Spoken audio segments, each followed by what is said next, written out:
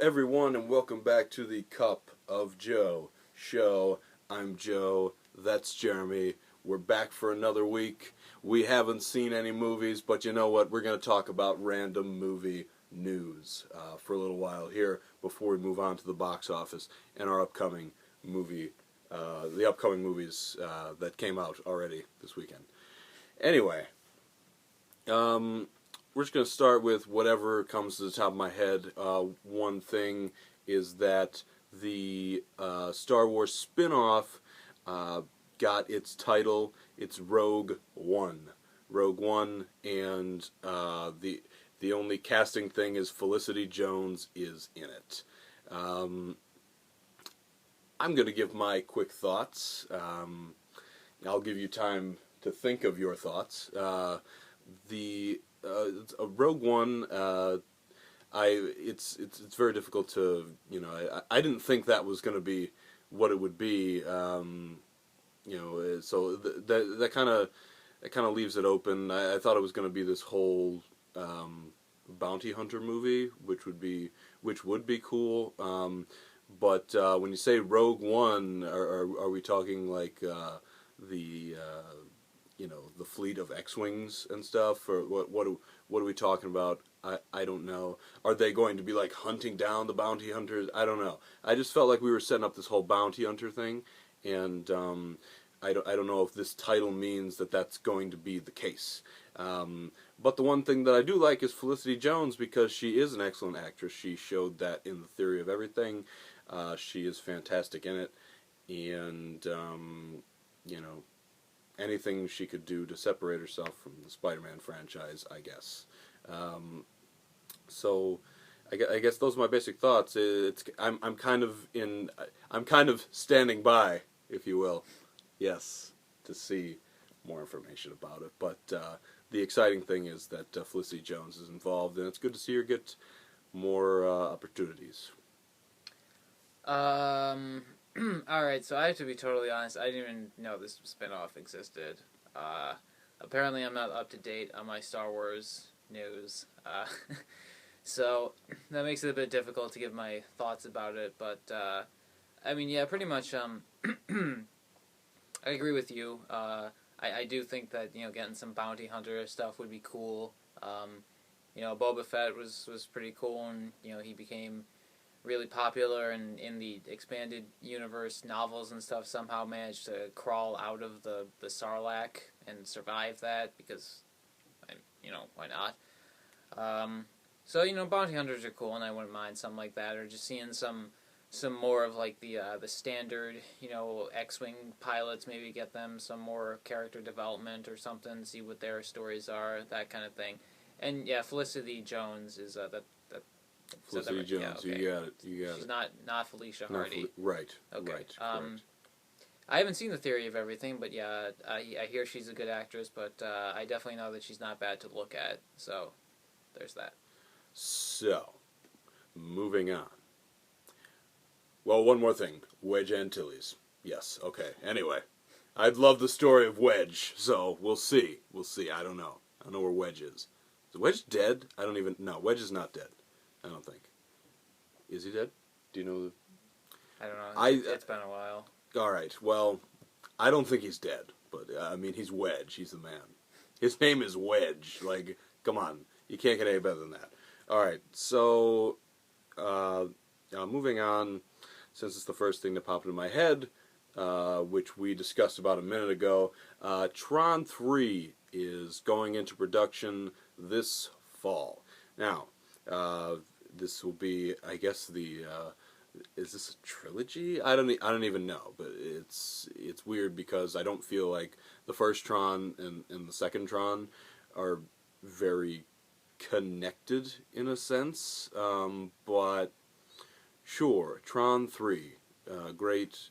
You know what? I actually like Tron Legacy. I think it's beautiful to look at. I like the setup. I like the tone. I guess the only issue is that the movie is a little boring for the spectacle that I believe it should be, and I think that Disney will learn from the mistakes of Tron Legacy, and I'm excited to actually see a Tron 3.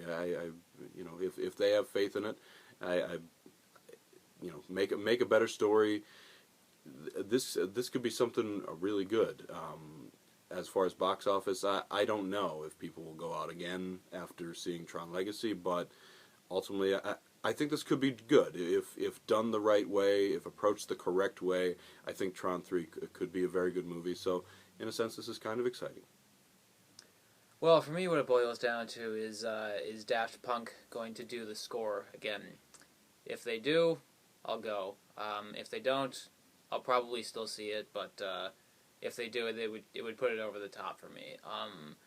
I think that like the worst track in the Tron Legacy soundtrack is better than Daft Punk's best song. That's I like Daft Punk, but I just feel like they really, really, exceeded expectations with that score. It's quite good. That said, I also enjoyed Tron Legacy. It's not a great movie, but it is very, very pretty. I do think that some plot lines and whatnot could have been cleaned up. It could have been a little stronger there. If it is a direct sequel, I'm curious to see how it's going to deal with Cora being, that was her name, right? Yeah, Wild. yes.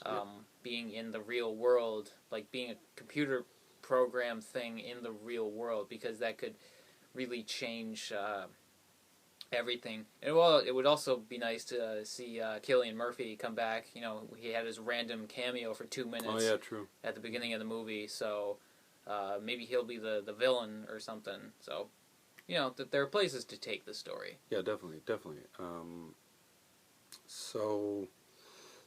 thought I had some. Oh yeah, Daft Punk was a good point. It was a great score. The next item on the agenda is that Frozen 2 got greenlit or greenlighted.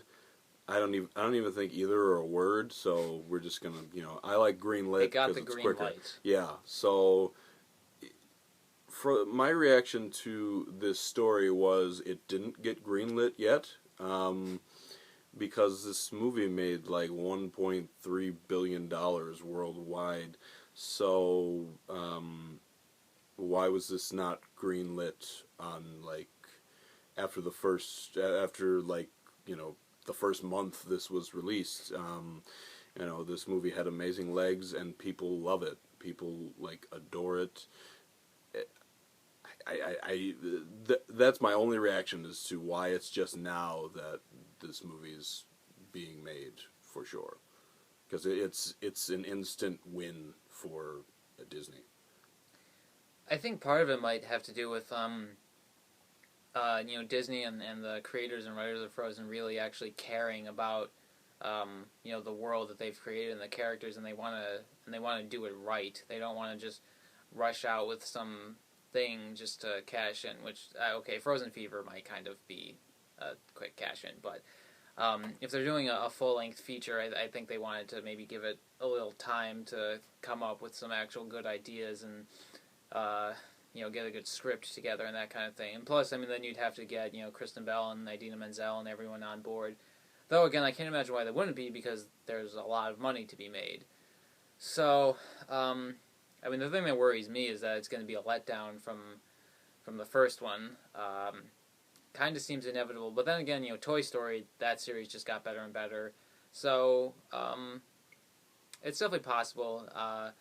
The way it looks with Disney's schedule, and they already have all these movies lined up, it's not going to come out until 2018 anyway. So we got some time. Okay, yeah. One thing that has nothing to do with the. I think that Toy Story 2 was the worst. So technically, I think it got worse, and then it got extremely better. But it's not that Toy Story 2 is a bad film. And again, this literally has nothing to do with anything. Well, there is a Toy Story 4 now that they actually plan to kind of separate from the original trilogy, because they say that this was a perfect ending to that story. So I don't, I'm in a sense happy about that. I still don't understand the Toy Story 4 thing, but I'm at least happy that they say okay, this story is over. We're going to tell a new one. That's more exciting than, let's drag this out until it's awful. And it doesn't run the risk of like ruining the story of Woody and Buzz and all those Correct. beloved characters. Correct. So I'm happy in that sense. All right, that's really I guess that's some movie news for you. I hope you enjoyed that segment. I don't know if we missed anything, but that just about covers it. So we're now going to move on to the box office, which was very underwhelming. But you know what? That's interesting as well. In a sense, last weekend was pretty awful. So let's just get into it there. Okay, so number 5 was the SpongeBob movie. That fell 38% to 6.7 million, has a total of 148.7 million. As of now, it's about 8 million behind 50 Shades of Grey. So again, I think it's going to be relatively close, but I do think that SpongeBob will edge it out by a couple million. 4th place was Kingsman: The Secret Service, and that was down 30% to 8.3 million. Has a total now of 98.0. So Kingsman has really been holding quite well. It's becoming kind of leggy, and it's just short of 100 million as of last weekend. So it'll obviously easily get over that. It could even finish as high as 120, which is pretty good, and it's also doing well overseas. Number 3 was the second best exotic Marigold Hotel, and that opened to 8.5 million. That's pretty good. It was also only in about 1,600 theaters. It was in less than half of what Chappie was, for comparison's sake. And it's hard to compare this to the first one, which is it just the best exotic Marigold Hotel, or is it the very best, or something? I don't know. Whatever the title is, that movie never made more than 5 or 6 million in a weekend. It just had really good legs, so it's hard to tell if this one will beat that or not. I don't know. We'll see. Anyway, number 2 was Focus. That was down 46% to a little over 10 million, and has made about 34.6. That's just not very good. Its debut was underwhelming. That's not a terrible hold, but it's not really good either, so this one's not turning a profit. Speaking of not turning a profit, our number 1 movie was Chappie, and that opened to 13.4 million, and that's awful. It's just absolutely awful. That's a little more than a third of District 9. It's less than half of Elysium. On the plus side, somehow the budget was only 49 million, which is actually less than Focus. So I'm impressed that they kept the budget down on this, and I don't know how Focus cost $50 million. Unless 25 million of it was Will Smith's salary. But Chappie is just, that's not good. The reviews weren't great. It doesn't seem like audiences are liking it. So, it would be lucky to... It might not match District 9's opening weekend in its entire run. So, that's pretty bad. Yeah, looking at reviews and, listening to reviews of Chappie, I haven't seen the movie, but listening to it, it's so disappointing the route that the story actually took. The trailer, if the reviews are absolutely correct, the trailer just is completely wrong into thinking, what the movie is about, and that's so disappointing because that could have been very interesting, but they went a different route with it, and audiences are not happy. They're just not happy, and Neil Blomkamp, he's fine with it because he now has the Alien franchise, because apparently all you have to do is tweet story art or whatever, and you get a call and say, hey, I want to make Alien. He's fine. So I'm hoping, he's a talented director, and I just think that, maybe he does the Alien franchise, he regains that credibility, and then he could come back and do District 10. It was just a great story. I don't understand why, like, District 10 hasn't happened yet, because, like, I mean, they opened it up for it. It was a great story. It was a great movie, and, like, and it had places to go. Like, I'll never understand why that just didn't, like, happen. You know, it was nominated for Best Picture. Like, I don't know. I don't get it. But anyway, Neil, you need to do something, man. You need to do something, because these last two films have just not been good. I didn't think it could get worse than Elysium, honestly, and apparently Chappie is worse than Elysium. I was just going to say that I think there was a good movie somewhere in Elysium. That movie, definitely. That movie had good ideas, and it had Matt Damon and everything, so if executed differently, that could have been a good movie. It was just flawed. Yeah, it was supposed to be Eminem. So apparently he has a thing for, like, rappers and stuff, because apparently in Chappie, the robot spends the most time with this... Die Antwoord. Correct, yes. That was my attempt at a South African accent. Well, that wasn't bad. So, apparently it spends, like, most of the movie with them instead of, like, real actors. I don't know.